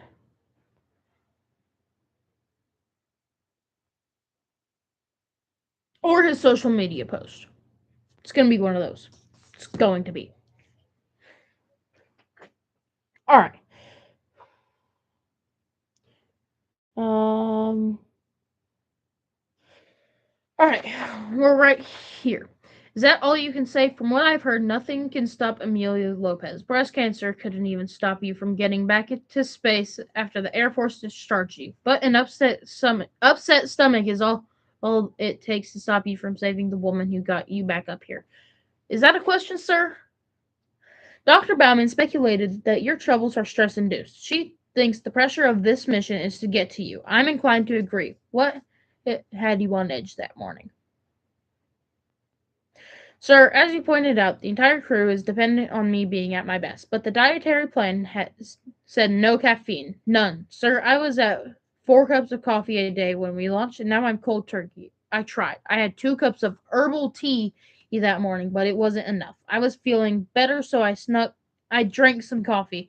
Thought it would help. I was wrong. Heh. Even still, I can't grasp your priorities here. What happened after you left the latrine? I rushed to the blue sector like Jordan asked. The colonel radioed in as I was passing through the blue hub. He hadn't made it back inside the station before the blackout. Didn't you know he was out there? I'd assumed you needed your sign off. That's right, sir, but the colonel had been on a spacewalk every day. I think he'd sleep out there if we let him. Okay. So you had a guest outside the station and still decided it was an appropriate time to test your constitution on a cup of coffee. Sir, this is a new frontier for the human race, and they sent me here with a skeleton crew and a bunch of untrained, undisciplined civilians. The colonel was the last person I was worried about. At least he knows what he's doing up here. If that's true, then why didn't you worry about any of these undisciplined civilians? By my count, you never even thought about AJ or Sandra until just before the evacuation order. Does that seem right to you? Jordan told me life support was operational, and based on his initial reports, I thought he could just swap out a blown fuse, and we'd be up and running again. God damn!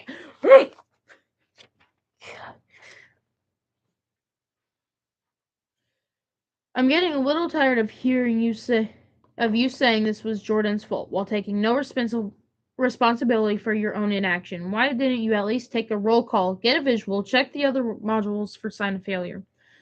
Hindsight is 2020, sir. Could I have done these things different? Of course. Could I have saved Sandra? Possibly, but you weren't there, so I wouldn't expect you to understand. Whoo! Shade being thrown! I'm here now and I still don't understand what you were doing. You want to talk about what I was doing? How much training did you get before they shot you up here? Given the time constraints, I didn't get it much past the essentials, but we aren't talking about me here. But you prove my point, sir. Zellick sent you to space without much past the essentials and just expects me to keep you alive in the most hostile environment known to man. I can't even sit on a toilet for 5 minutes without somebody nearly killing us all. Zellick only cares about media optics and shareholders. He doesn't care about any of us up here. Bro, what? Caring for us up here isn't his job, Amelia. It was yours, and you failed to perform it. I'll let you know if I have any other questions. End of Venus. Dang! The shade!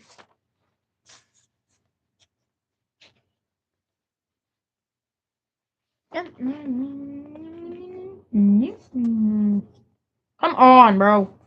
This is getting annoying.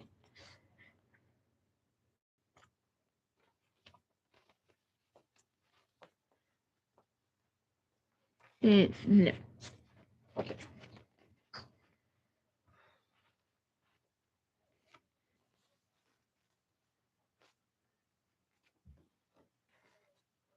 And on. There we go.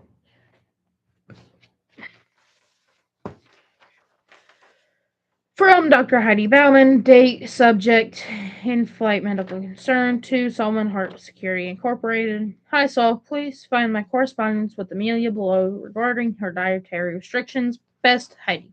From Dr. Heidi. Forwarded message. From Dr. Heidi Bauman, date, subject, in-flight medical concern to Captain Amelia C. Lopez. I've never known what CC means. Dr. Ken W. Bao.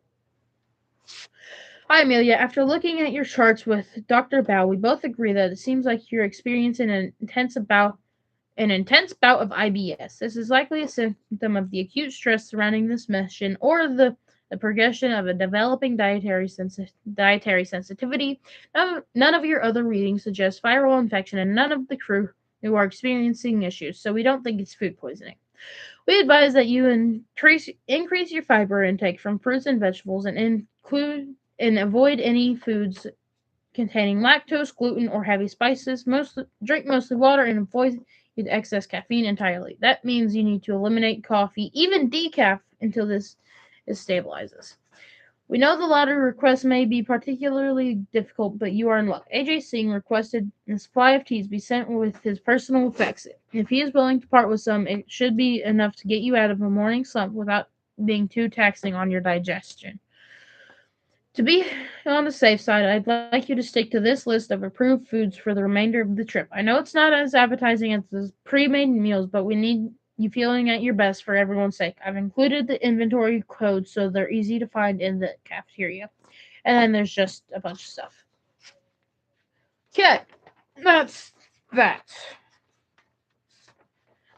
Whew.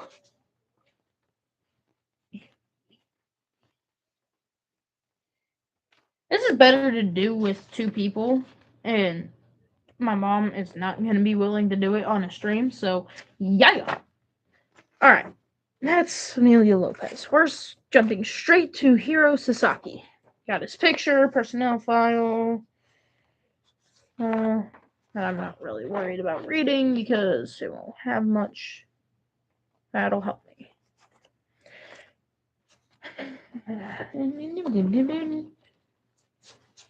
Incident report.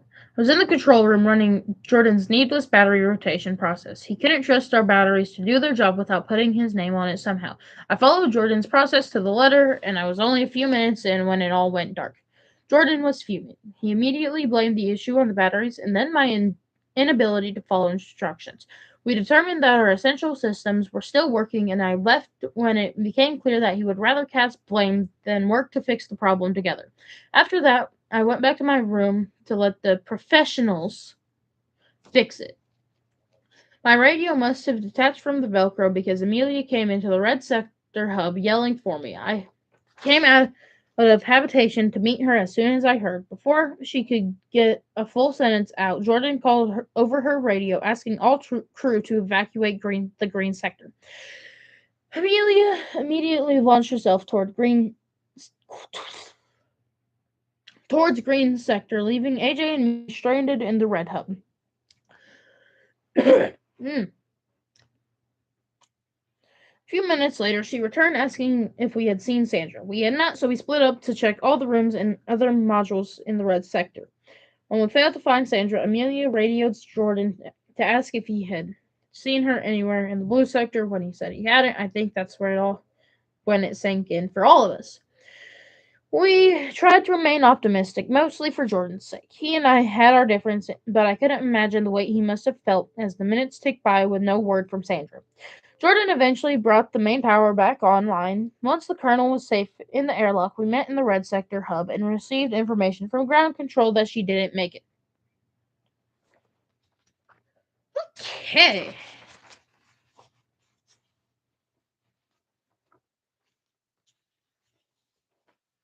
Okay. This is the social media post. I'm not reading it yet. What the? Oh my.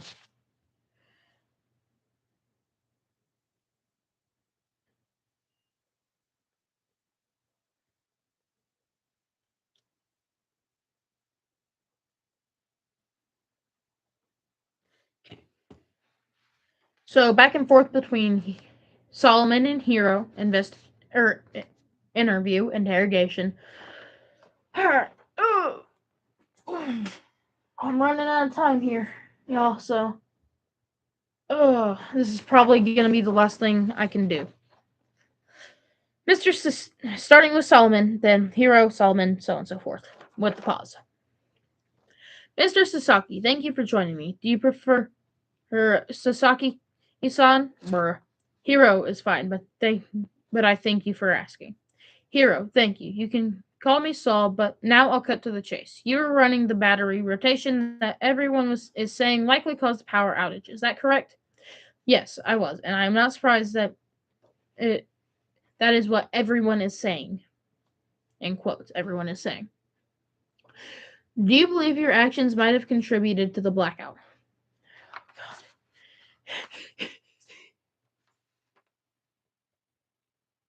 I believe that the battery rotation was automated for a reason, and Jordan insisting we override a complex and meticulously designed system in the name of a fractional percentage of efficiency endangered the entirety of the Delta One crew. I see. Sasaki Core provided the batteries in question. Did you also write whatever program was being overridden? Yes, the staff of worldwide experts. Okay. I'm reading this. I'm reading this, and then I'm done for today. Oh, Lord help me. Yes, the staff of worldwide experts at Sasaki Corp did. We are one of the most prolific electronics distributors in the world. Yet Jordan Ivy can't tolerate anything on the Delta One without his fingerprints all over it. Okay. That brings me to my next point, actually. Jordan ran this same rotation process for a week with no issues. You have a formidable resume and arguably should be the foremost expert on the system we're talking about. Forgive me, I will interrupt you there. I didn't install the batteries on the station, nor did I design the protocol used to override them. This was Astro 4's vessel, not mine. Not for lack of trying. Trying. You've been trying to take over Astro 4 ever since the world started taking them seriously. Oh, this is. Oh, God. Sasaki Corp may be made many previous attempts to acquire Astro 4 and the plans to the Delta 1, that much is true, but we've recently changed our approach to one of partnership. I believe the saying goes, if you can't beat 'em, join 'em. Is that how you put it? That's right. You may not know me, but I was chief of security at Astro 4 while you were still trying to beat 'em. Now you're trying to play nice. What changed your mind? Sandra Ivy changed my mind. I see the picture you're painting here, Detective. A portrait of corporate sabotage from a business rival. Before we both say something regrettable, I assure you that I am first and foremost a businessman, and having my technology at the heart of this disaster isn't good PR for Sasaki. Bad press can be overcome, but Sandra's loss is a death blow to Astro 4. A wise businessman might be willing to break a few eggs to make a hostile takeover omelet. What? What the heck? I held Sandra in the utmost respect, something you clearly don't have for me. If there was anything I could have done to prevent this from happening, I would have. Really, my reports indicate that you abandoned the one place you might have been helpful as soon as the problem started, and left your radio behind so that you couldn't be reached.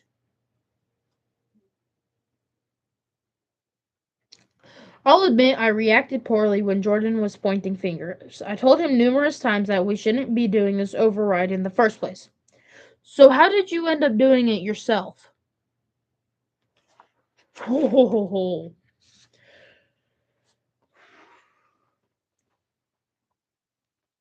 Jordan was constantly complaining about the need to babysit my batteries. It was very disrespectful to me as a guest, as an engineer, and as a partner to Astro 4. Eventually, he and I had it out vocally enough that Sandra and AJ suggested I should see for myself. And did you? Did you see what Jordan was talking about? Uh, I got from right here all the way down the page. My god, it sucks. But oh well, I did it to myself. I love these. Look at my table. Look at my table. Like, bruh. And that's not even all of it. Oh dear lord.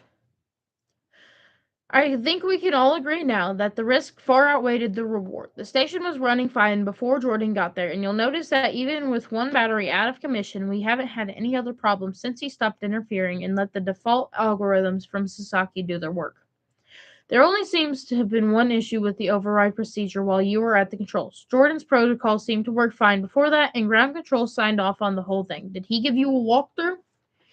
He barely told me where to find the control panel, just pointed at a clipboard and left me on my own. I've also never been given an overview of the power infrastructure for the Delta One, despite asking numerous times. So it's either Hero or Jordan.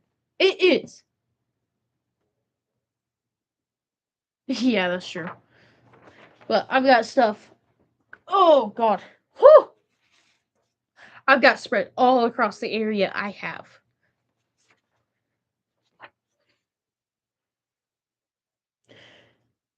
Do you think you could have done something wrong? Respectfully, is that a real question? Yes, I agree with ground control's assessment that something went wrong during the rotation process that resulted in an overcharged battery, but I followed those directions to the letter. I believe this fault is with Jordan for trying to fix what wasn't broken with some half-baked procedure. See, the thing is, if he followed it to the letter, he wouldn't have put in, what was it, G2? Yeah, he wouldn't have put in G2 star 911 because that is emergency charge pound. He would have put it to 258 instead of 911 if he had followed it to the letter. I really think it's Hero.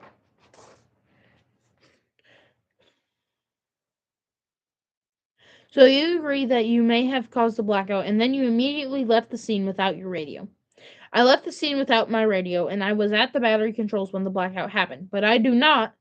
You have the most electrical systems knowledge of anyone on this vessel, and you left the one area that might have been useful. You can see why that's suspicious, right?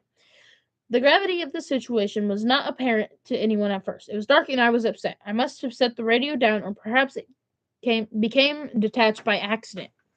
Or Jordan pulled it off of the Velcro.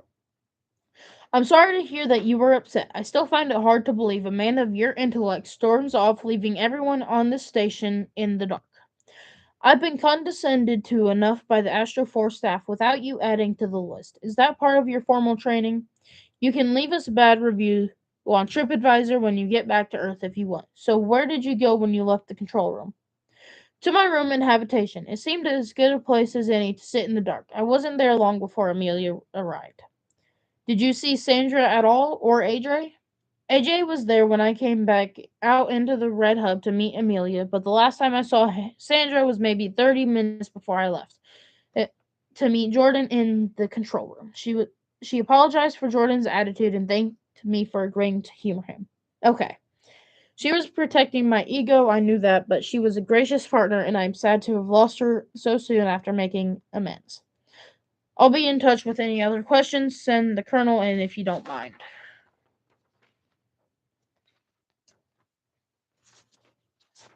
Alright, now we put this back on here.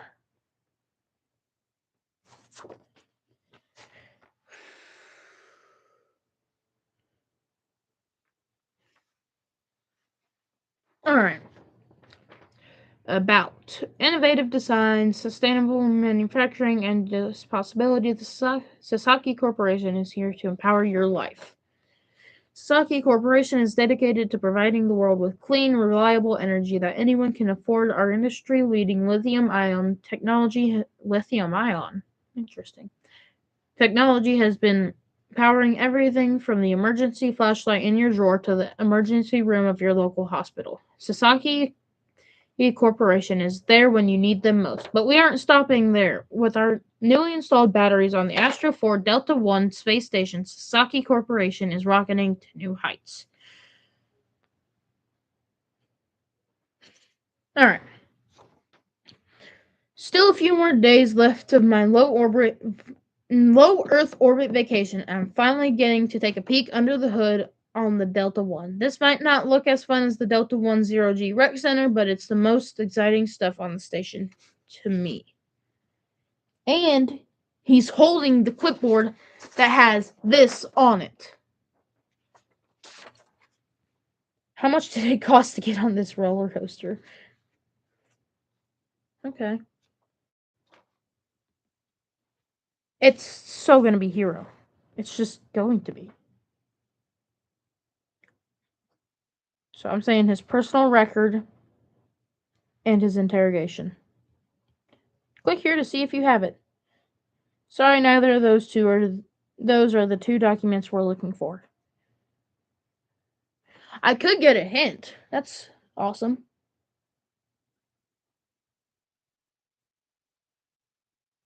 Should I get the hint? Yeah, I'm gonna get the hint. Oh. Oh, God.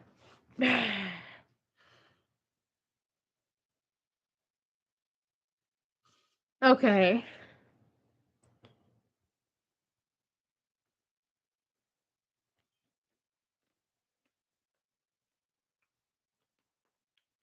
So apparently you'll need the battery process instructions. I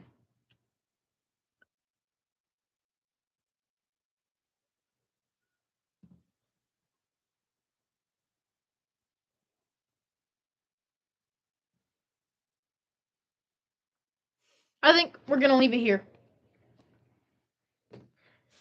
So I'm going to talk to y'all while I pack it up. So far, I think either Hero intentionally sabotaged or unintentionally sabotaged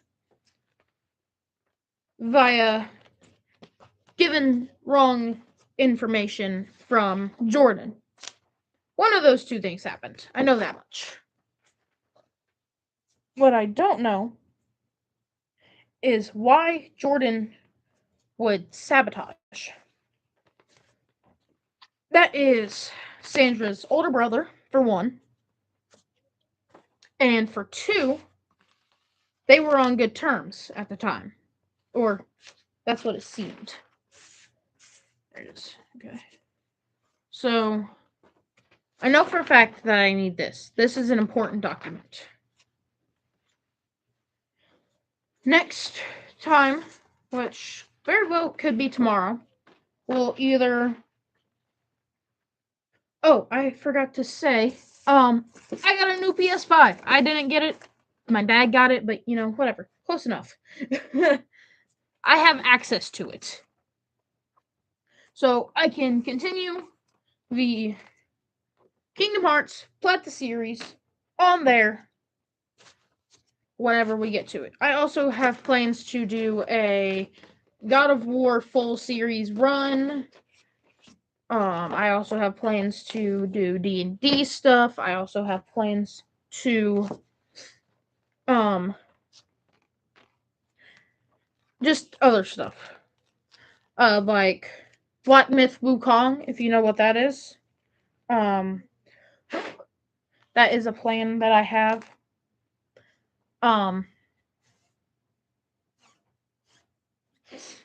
So yeah. It's a video game. It's based off of Chinese mythology. From what I've seen, I've never actually played it. I don't know yet, dude.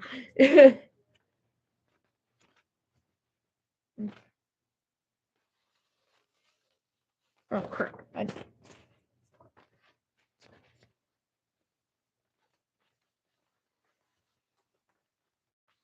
Oh, okay. I know what I did. Okay.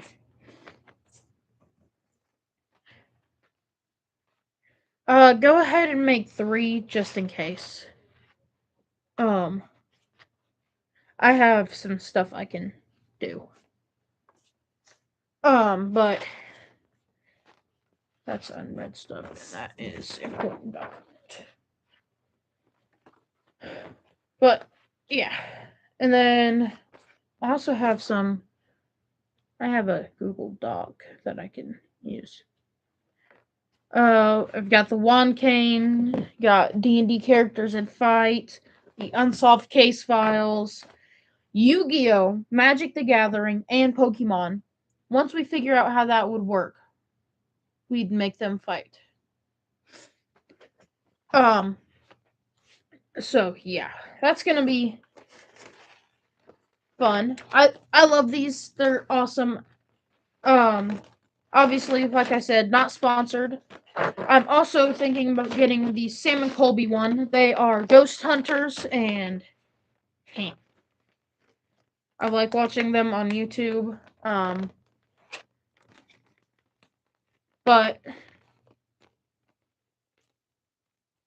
yeah, I know they have, but we'd make up our own rules, if you know what I mean.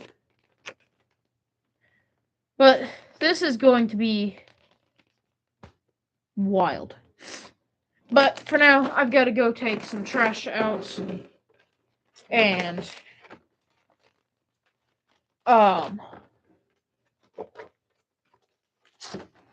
get ready for work. So next stream will hopefully be tomorrow because I don't have work tomorrow. So I'll see you next time.